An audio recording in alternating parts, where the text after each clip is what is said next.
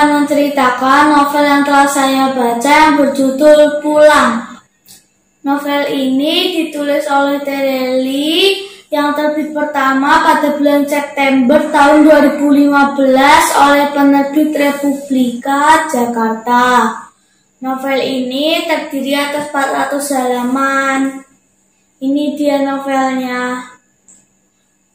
Begini cerita novel Pulang ini. Tapi sebelum lanjut ke cerita, silahkan like, comment, subscribe, dan share ya teman-teman. Oke, begini cerita novel Pulang ini. Di pedesaan yang sangat terpencil ada anak bernama Bujang. Suatu hari ada 3 mobil jeep yang datang ke pedesaan itu. Bujang tidak heran karena ayahnya sudah mengatakan hari kemarin akan ada pemburu yang datang ke pedesaan kita untuk berburu babi hutan yang meresahkan para petani. Saat mau mulai berburu, salah satu dari pemburu itu yang bernama Tauke meminta Bujang untuk ikut berburu. Bujang tertarik, tapi ibunya sangat cemas kalau Bujang terluka. Sebelum berangkat, ayahnya Bujang mengatakan kepada Tauke agar menjaga anaknya dan anaknya tidak boleh terluka walaupun 1 senti. Saat mereka berangkat, para pemburu melepaskan anjing anjing yang sudah mengaum untuk melacak di mana babi hutan. Satu persatu babi hutan jatuh terpelanting karena tembakan.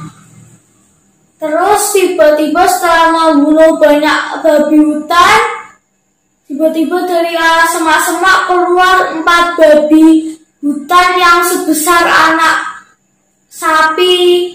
Dan itu membuat 2 orang pemuda dari pedesaan yang ikut bersama Bujang terpelanting 2 meter ke belakang. Walaupun setelah itu ada 3 yang meninggal, satunya itu berhasil menyeruduk Tauke hingga jatuh. Dan akhirnya dengan berani Bujang melompat dan melemparkan tombak yang dipinjamkan oleh ayahnya untuk Bujang. Dan akhirnya salah satu babi hutan itu yang sebesar anak sapi itu meninggal. Karena banyak yang terluka, Tauke mengeluarkan sebuah pistol yang diarahkan ke langit. Bujang tidak tahu itu pistol apa, tapi pasti dia tahu kalau itu digunakan untuk memberitahu seseorang dari jarak jauh untuk meminta bantuan. Dan tiba-tiba walaupun itu mereka merasa cemas karena tiba-tiba dari semak yang tadi yang keluar 4 babi hutan yang seukuran anak sapi, keluar babi hutan lagi yang sebesar sapi dewasa. Dan itu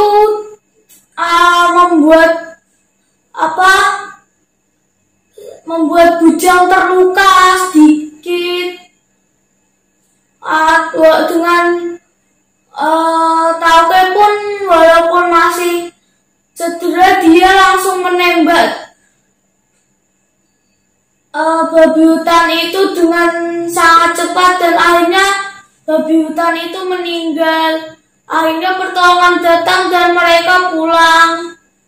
Ibunya Bujang cemas sekali. Dan saat pemburunya mau pulang, Bujang diajak mereka untuk pergi ke ibu kota di ibu provinsi, dan itu sampai di markasnya para pemburu itu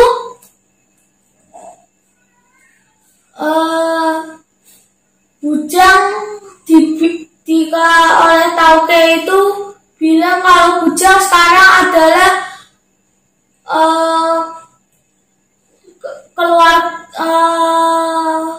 anggota keluarga Tong. Dia itu anggota keluarga Tong itu keluarga yang berisi oleh tukang pukul yang telah dididik untuk membunuh menguasai wilayah di ibu kota provinsi itu. Lah beberapa tahun setelah di sana, Bujang disuruh sekolah sama Tauke. Walaupun Bujang menolak, Bujang ingin dia menjadi seperti ayahnya dulu. Tauke bilang kalau apakah si Bujang itu mau lumpuh satu kakinya seperti ayahnya. Bujang langsung terdiam. Akhirnya Bujang memutuskan sekolah, tapi untuk sekolah yang SMA, SMP, SMA setingkat itu dia diajari oleh Franz yang berasal dari luar negeri, lahir di luar negeri. Dan itu waktu sebelum Bujang masuk hanya satu-satunya orang yang belajar di sekolah itu. Waktu belajar bersama Franz saat pertama kali, Bujang sangat kesal karena dia harus belajar sedangkan yang lainnya sudah bisa menjadi tukang pukul berkelahi. Beberapa tahun kemudian saat Tauke sakit, Bujang menerima surat bahwa ibunya meninggal, dan itu membuat dia sedih sampai beberapa minggu tidak mau keluar dari kamarnya. Tetapi saat dia tahu bahwa dia mau dilatih oleh guru bushi di Tokyo, Bujang sangat tertarik dan akhirnya melupakan semua kesedihan itu. Setelah dia berangkat ke Tokyo dan berlatih di sana. Setelah 6 bulan berlatih, dia akhirnya harus masuk universitas di luar negeri. Tetapi setelah dia lulus menjadi sarjana, tiba-tiba ada surat kalau ayahnya meninggal. Dan akhirnya itu membuat dia sedih lagi. Tetapi bertahun-tahun kemudian dia melupakan itu dan dia akhirnya menjadi seorang tukang pukul dan seorang yang jenius. Dia mendapat surat untuk menggantikan Tauke pergi ke Hong Kong mengikuti pesta ulang tahun ke-60-nya Master Dragon. Master Dragon adalah pemimpin dari penguasa di Hong Kong. Itu Master Dragon adalah penguasa menguasai tempat yang paling besar di Asia. Saat pulang dari Hong Kong,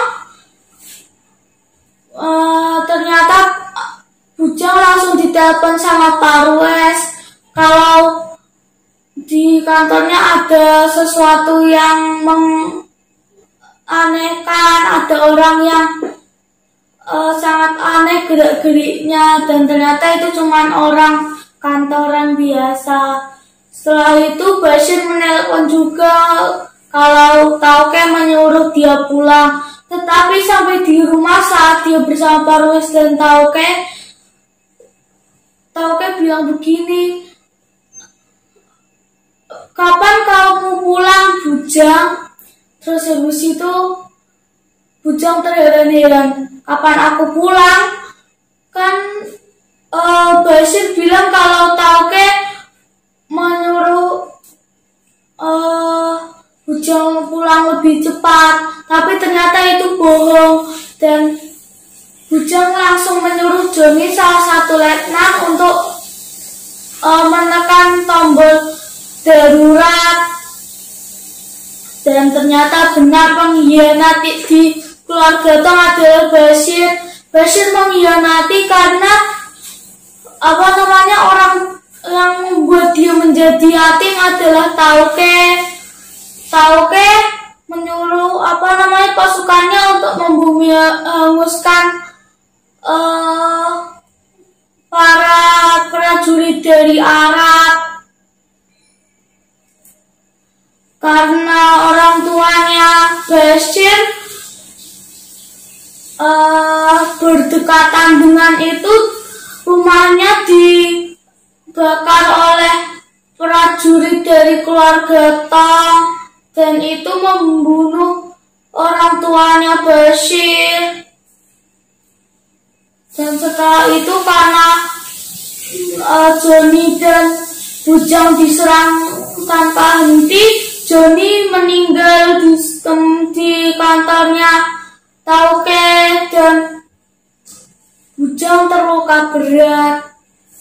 Setelah itu mereka lari, dan beberapa bulan kemudian Bujang meminta pasukan yang dia punya, White, Yuki dan Kiko, sama beberapa letnan dan tukang pukul yang masih setia sama Bujang, melawan Bashir. Mereka sempat terdesak, tetapi setelah datang yang menolong, yaitu Salonga, guru menembaknya Bujang, dan murid-muridnya yang sudah handal, mereka yang letnan-letnan itu menang.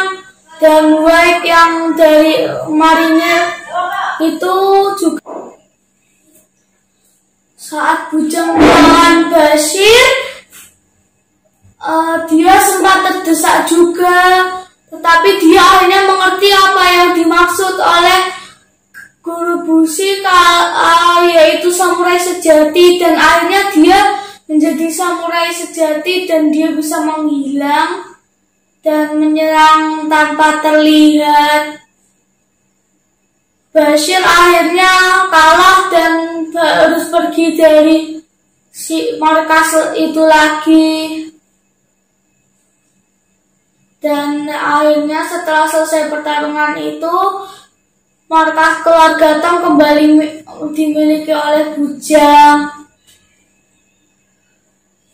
Dan dia pulang ke kampung halamannya untuk mendoakan orang tuanya. Novel ini menarik karena di novel ini kita diajarkan untuk tidak pernah takut dan tidak membenci kejadian menyedihkan dalam hidup kita. Sekian, dadah teman-teman.